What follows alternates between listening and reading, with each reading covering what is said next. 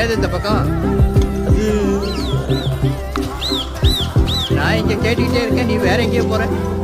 அண்ணே நம்ம ஸ்கூல் ஒரு சுற்றி பார்த்துட்டுமா? டேய் என்னடா புதுசா கேக்குற? உங்க ஸ்கூல்டா போய் பாருடா. உன் ஞாபகம் தீட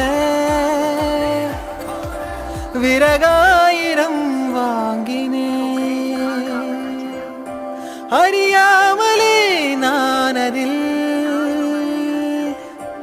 அரியாசனம் செய்கிறேன்.